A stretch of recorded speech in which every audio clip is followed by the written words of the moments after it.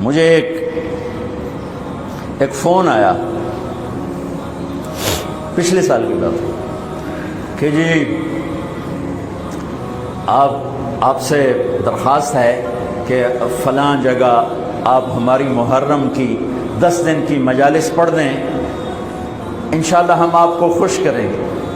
مطلب یہ ہے کہ جو کچھ آپ منہ مانگے پیسے مانگیں گے وہ ہم آپ کو دیں گے۔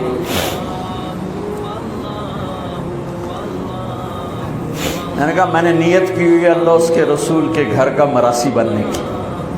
جس گھر کا مراسی ہوتا ہے نا دوسرے گھر سے مانگتا نہیں ہے۔ ہمارے جو مراسی آتے ہیں نا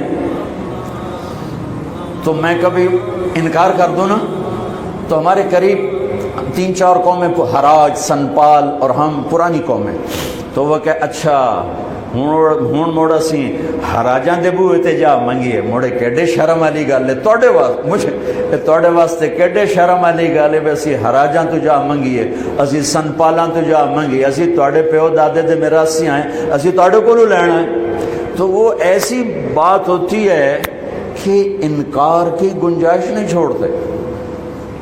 کہا سے تیرے دادے پردادے تو لیندے ہم نے توڑے زیرے تو لینے ہیں، اسی کیوں جاویے دوے دارتے تھے دوے بوئے تھے۔ میں نے کہا میرے بھائی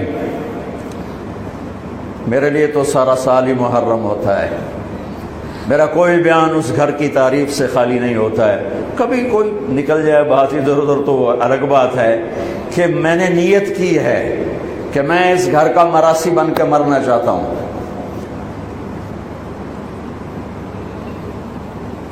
میرے مراسی دوے بوئے تے نہیں جانے تے میری غیرت جڑی ہے نہ بھی ہوئے تو میں نہ کھو کے انہوں دے دینا، تو میں کیوں کسی اور سے مانگوں؟ مجھے اگر لینا ہے تو اسی در سے لینا ہے، یہاں کچھ نہیں لینا۔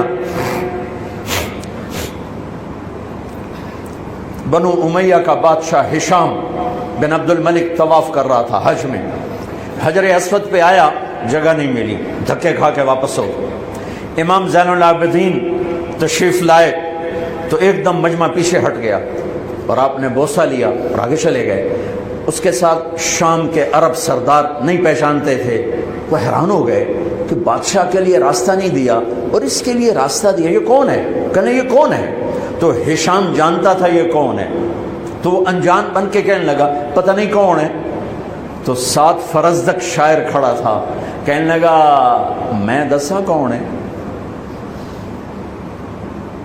انہوں نے کہا 10 فرزدق بہت بڑا شاعر تھا، تو اس نے 35 اشعار کا فی البدی قصیدہ پڑھا جس کی ابتدا ہے هذا الذي تعرف البطحاء وطعته الحل يعرفه والحرم ما قال قط لا الا في تشهده لولا التشهد لكان لاؤه نعم۔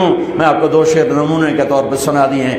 یہ وہ ہے جسے تم تو نہیں جانتے ہو لیکن اللہ کا گھر بھی جانتا ہے اور مکے کا ایک ایک پتھر جانتا ہے اور ایک ایک پہاڑ جانتا ہے۔ یہ وہ سخی ہے، یہ وہ سخی ہے کہ اس کی لا صرف کلمے میں نکلتی ہے، ورنہ سائل کے سامنے آج تک اس نے لا نہیں کہا، یعنی نہیں کبھی نہیں کہتا سوائے لا الہ الا اللہ کے۔ اور اس کو اتنا غصہ چڑھا اس نے اس کو عصفان میں قید کرا دیا۔ جب امام نے زین العابدین کو پتہ چلا تو انہوں نے 10,000 درہم اس کو ہدیہ بھیجا کہ بھئی یہ تحفہ قبول کرو، تو وہ رونے لگا۔